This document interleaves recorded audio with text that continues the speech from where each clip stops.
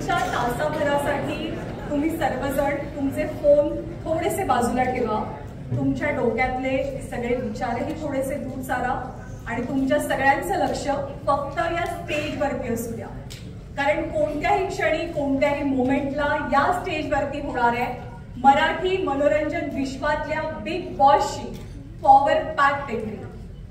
Marathi television विश्वातला सर्वात happening show, प्रेक्षकांची उत्सुकता अगदी ताणून धरणारा शो, स्पर्धकांना एक वेगळी आणि नवी ओळख देणारा शो आणि स्पर्धकांचं आयुष्य ऑलमोस्ट 360 डिग्रीमध्ये बदलून टाकणारा शो. तर अशा शोच्या अर्थात बिग बॉस मराठीच्या या इलेक्ट्रिफाईंग इव्हेंटमध्ये मी ज्ञानदा कदम तुम्हा सर्वांचं अगदी मनापासून स्वागत करते. आणि आजच्या इव्हेंटला तुम्ही सगळ्यांनी दिलेला प्रतिसाद हा जस्ट अमेझिंग आहे. त्यामुळे कार्यक्रमाच्या सुरुवातीलाच thank you so much each one of you, every one of you. तर एक नवा अंदाज आणि नव्या फॉर्मॅटसह बिग बॉस मराठी सज्ज आहे एंटरटेनमेंटच्या पॉवर डोससह. बिग बॉस मराठीचं नवं पर्व इज ऑल अबाउट सरप्राइजेस आणि त्यातलं पहिलं सरप्राईज आपल्या सगळ्यांना आधीच मिळालंय. Any guesses? Yes, exactly. आपल्या होस्टच्या रूपानं ते सरप्राईज सगळ्यांना आधीच मिळालंय. त्यामुळे एकीकडे चर्चा सुरू झालेली आहे ती बिग बॉसच्या नवीन होस्टची, तर दुसरीकडे अगदी नेक टू नेक कॉम्पिटिशन सुरू आहे बिग बॉसच्या घरातले गेस्ट बनण्याची. आणि अर्थातच ऑफकोर्स हा सीझन जरा जास्त स्पेशल आहे, हा सीझन जरा जास्त खास आहे कारण तब्बल 2 वर्षांनंतर मराठी प्रेक्षकांना बिग बॉसच्या घरात डोकावून पाहता येणार आहे. आणि ते म्हणतात ना की सब्र का फल मीठा होता है, तर असंच काहीसं गोड फळ सगळ्या प्रेक्षकांना मिळणार आहे कारण बिग बॉस मराठीचा यावेळचा अंदाज अगदीच हटके असणार आहे.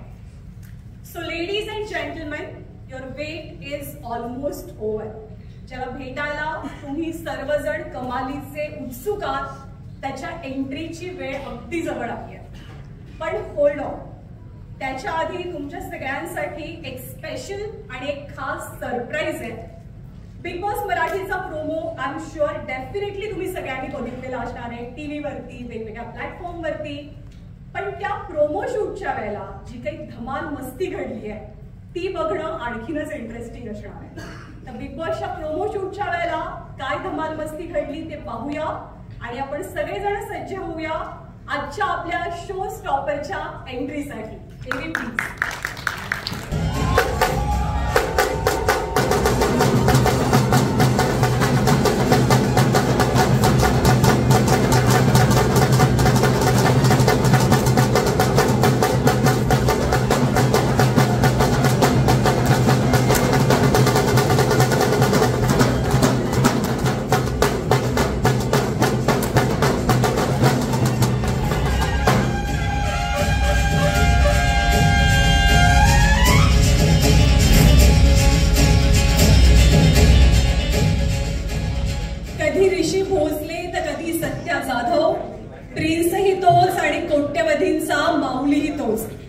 बाभुळगाव ते बॉलिवूड असा आहे ज्याचा प्रवास.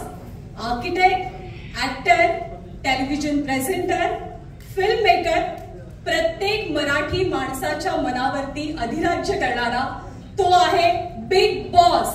स्वागत करूया रितेश देशमुख यांचं. रितेश, मनापासून स्वागत आहे आपलं. लय भारी प्रोमो, लय भारी एंट्री. आता उत्सुकता आहे ती तुमच्या होस्टिंगची.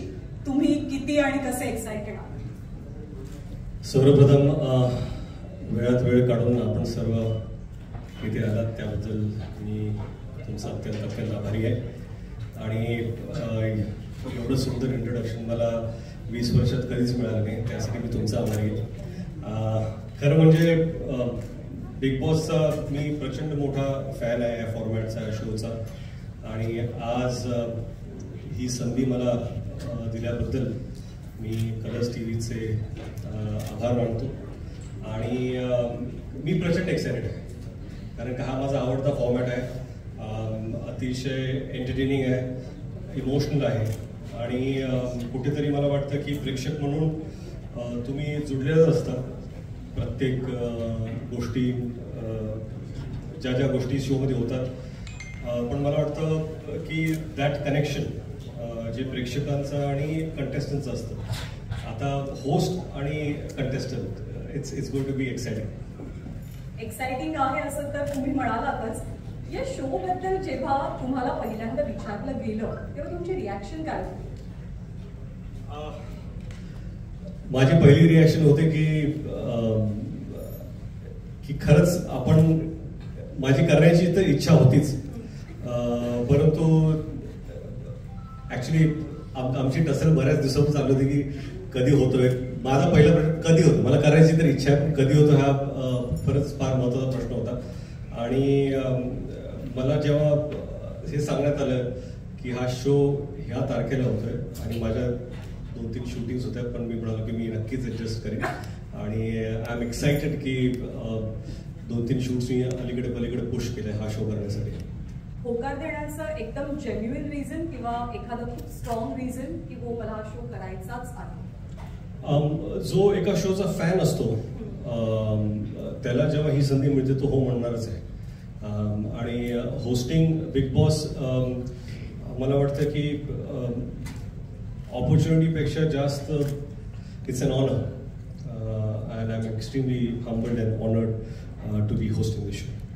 आता एखाद्या टेलिव्हिजन शोचं होस्टिंग करण्याचा तुमचा काही हा पहिला अनुभव, याआधी सुद्धा तुम्ही केलेला आहे होस्टिंग, पण आता बिग बॉससाठी काही स्पेशल तयारी केली आहे?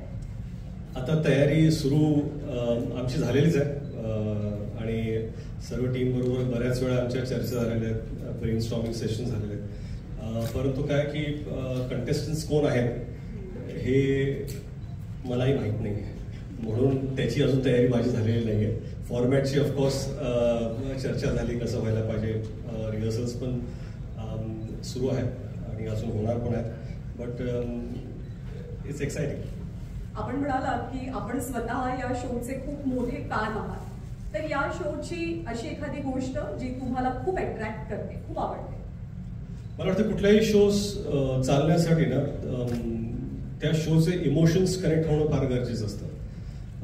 कंटेस्टंट्स येतात, त्यांच्याबद्दल आपल्याला काहीतरी माहिती असते, परंतु ती लोक व्यक्ती म्हणून कशी असतात त्या शोमध्ये 10व्या-12व्या दिवसानंतर आपल्याला कळायला सुरू होतं.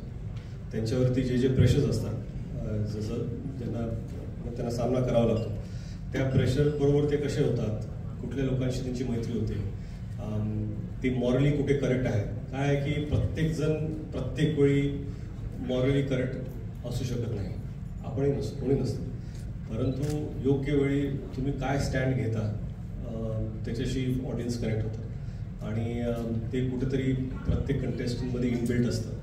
आणि मला वाटतं की तीच गोष्ट मला फार आवडते. बिग बॉसची खासियत म्हणजे बिग बॉस या शोची जितकी चर्चा होते तितकीच चर्चा त्याच्या होस्टची सुद्धा होते. सो तुम्ही आता त्या क्लबमध्ये आलेला आहात आणि सलमान खान ऑफकोर्स तुमचे सगळ्यात चांगले मित्र, तुमच्या मैत्रीचे खूप किस्से आम्ही ऐकलेत, पाहिलेत तुम्हाला एकत्र, काही टिप्स घेतल्यात किंवा मिळाल्यात? काय माहिती आहे की ते जसं होस्ट करतात ना तसं मला वाटत नाही जगात, भारतात सोडा, जगात हा एक जगातला सर्वात मोठा प्लॅटफॉर्म आहे. जगात कोणीही होस्ट करू शकत नाही. त्यांची एक इनबिल्ट नॅचरल स्टाईल आहे, त्यांचा एक ॲटिट्यूड आहे, त्यांचा एक स्वॅग आहे, तो फक्त त्यांचाच आहे. आणि खरं म्हणजे त्यांना पाहून तर बरंच काही कळतं की कसं इंटरॅक्ट करायला पाहिजे, कुठल्या मर्यादा जपल्या पाहिजेत. आणि कसं आहे की कंटेस्टंट जसे स्टँड घेतात तसं होस्टला सुद्धा स्टँड घेणं गरजेचं असतं. आणि तिथं एक थिन लाईन असते की ते तुमच्या स्वभावामुळे तुम्ही एक स्टँड घेऊ शकता, परंतु एथिकली मॉरली तो स्टँड त्यावेळेस घेणं फार गरजेचं असतं आणि I will try and take that stand.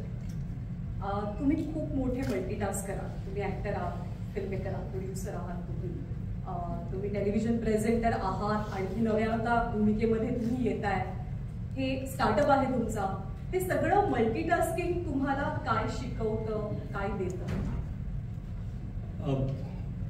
सर्वात प्रथम ना मी सीकर आहे, मला नवीन नवीन गोष्टी करायची फार इच्छा असते आणि मला जर असं म्हटलं की हे शक्य नाही आहे किंवा अवघड आहे तर मला असं वाटतं की ते सर्वात पहिले दिलं पाहिजे. आणि आयुष्यामध्ये अशा बऱ्याच संधी समोर आल्या आणि I just took them all. आणि कसं आहे की इट्स नॉट की प्रत्येक वेळा तुम्ही यशस्वी होता किंवा तुम्ही जे पाऊल घेता ते यशस्वी ठरतं, परंतु प्रयत्न सोडले नाही पाहिजेत. And this is an exciting platform. आणि मला वाटतं की सध्या माझ्या आयुष्यात जर काही एक्साइटिंग गोष्ट असेल तर ह्या क्षणी बिग बॉस होस्टिंग आहे. ही तुमच्या आयुष्यातली आत्ताची सगळ्यात एक्साइटिंग गोष्ट आहे. आपण बिग बॉसच्या प्लॅटफॉर्मवरती उभो आहोत. आपण बिग बॉस बद्दल बोलतोय. तुमच्या घरातले बिग बॉस माझ्याच नव्हे तर सगळ्यांच्या घरात एकच बिग बॉस असतो, तो म्हणजे त्याची बायको.